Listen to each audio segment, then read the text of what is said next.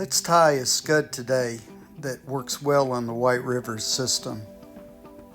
According to recent Arkansas game and fish studies, trout primarily eat scuds and sow bugs.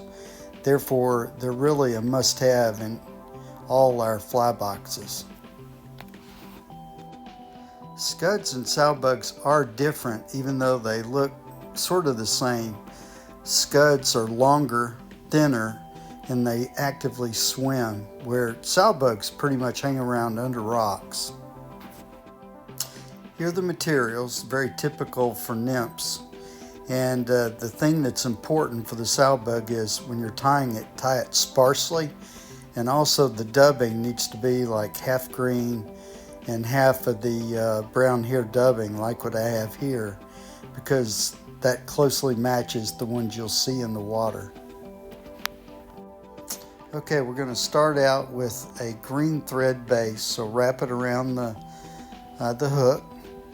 Like always, wrap your tag around the thread as you're covering the hook back and forth. We're going to snip the tag.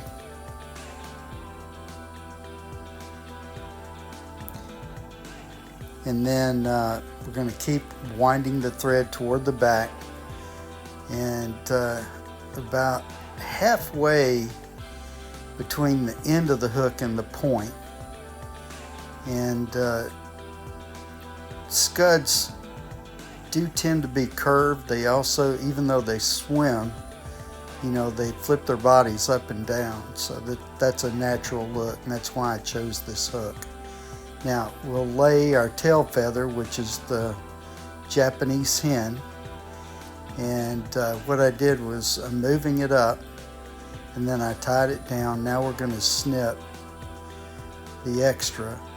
And those are pretty long tail feathers, so to speak, on here. So, if you think they're too long, then go ahead and snip them off. It's not a big deal. Now we're gonna do a loop around the copper wire, which notice I laid the copper wire with my index and thumb finger on each side of the hook. Okay, now we're tying on a weight. This fly does not have a head, at least a bead head. So since it's a nymph, I still want to try to add weight to it. And I do that by laying a piece of 0.25 lead wire down the top of the fly and then tie it down. So we'll keep wrapping it up and back to secure it good. Cut the extra wire off, and I accidentally cut it too close. So now I'm just going to keep wrapping the thread around the lead wire to secure it, and that's okay. It's common to cut it too close like that.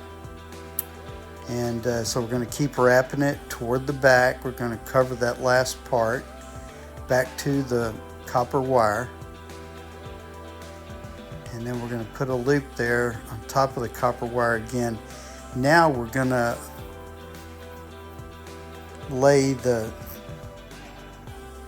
back on, and I've got a kind of a V cut on the starting point of this. And so what I'm doing is I'm wrapping loops around that point because it lays better when you have that point. And then I'll keep tying the thread up forward, and then we'll come back.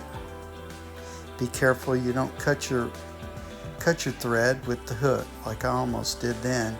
Okay, now it's time to tie your dubbing, or twist it on. Wet your fingers or put some wax on your fingers before twisting it, and hold down on the bottom of it and twist it around. Now notice I've got it real loose, and that's because I'm wanting to have legs coming out the bottom. And so as I twist it around, I'm holding that dubbing on because it tends to want to come off. And I'm also holding the end of the dubbing as I'm twisting it around, and that helps as well. Tying a little more of the dubbing on, and again loosely, and now we're going to hold that and continue wrapping. Notice, like always, I wrap the thread and the materials in the same direction, and that just helps things work a lot better in the long run and not come undone. There are times when you don't do that, but generally speaking, when I can, I tie everything in the same direction. Okay, so I'm holding the fibers down. Now I'm going to tie. Okay, now I'm going to comb the fibers down while I'm holding one side. I'm combing the other side down. You can use a variety of techniques for this. You can use sandpaper, you can use a needle, you can use a toothbrush, and a variety of things you can do. Or a fingernail file. Okay, now that I've done that, I'm going to gently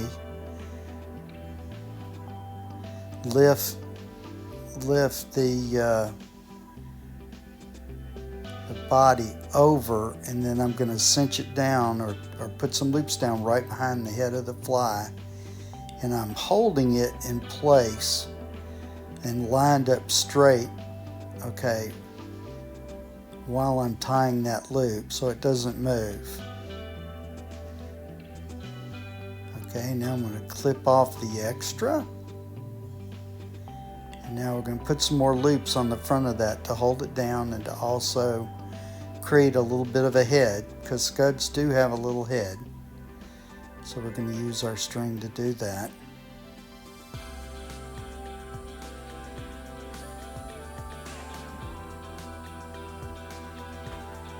Okay, now we're going to gently take our copper wire and loop it around with about 1/16 of an inch in between each loop. And notice I'm working the wire through the fibers, trying to cut down on cinching them down, because I'm going to have to turn around and pick them back out with a needle. So we'll keep doing that all the way and evenly up to the front of the fly, right behind the head. We'll stop. There we go, and notice I'm still holding it on the side with my index finger, and I apologize for blocking it, but there's really not much I can do about that at the moment. So we'll wrap it around, and then we'll thread, and we wrap it behind the tag there while I'm holding the tag up. Then we'll wrap it back on the other side to continue creating the head. And then we're going to trim the tag. Trim it tightly, but not too tight, and cut the thread like it did before. Okay, so now it's time to get a needle or something sharp, and let's pick out some fibers on the bottom, have them hanging down, because Scuds have 7 sets of legs, short little legs that hang down from the bottom, and it uses that along with its little tail and tail feathers to swim. And we want those to be about half the length between the tip of the hook and the body. So just keep pricking them out. Be careful you don't cut any string. And tend to prick them out in between the gaps between the wire loops. Obviously that'll be easier. Okay, now we're going to trim the fibers along the top to make it smooth. Clean it up a little bit, particularly the fibers that are sticking up, that are unnatural looking. Now we're going to finish it off with a whip finish. Again, go around 2 or 3 loops and then pull the end of the whip tool as you're pulling out. Pull it down to the fly, and now we're going to cut the tag. Again, you don't want to do it too close, but you don't want it hanging out. Finally, we're going to put a coat of the UV epoxy flow type, and probably noticed I use that a lot. Then we're going to have that be the shell, or more of the shell, that makes it shiny.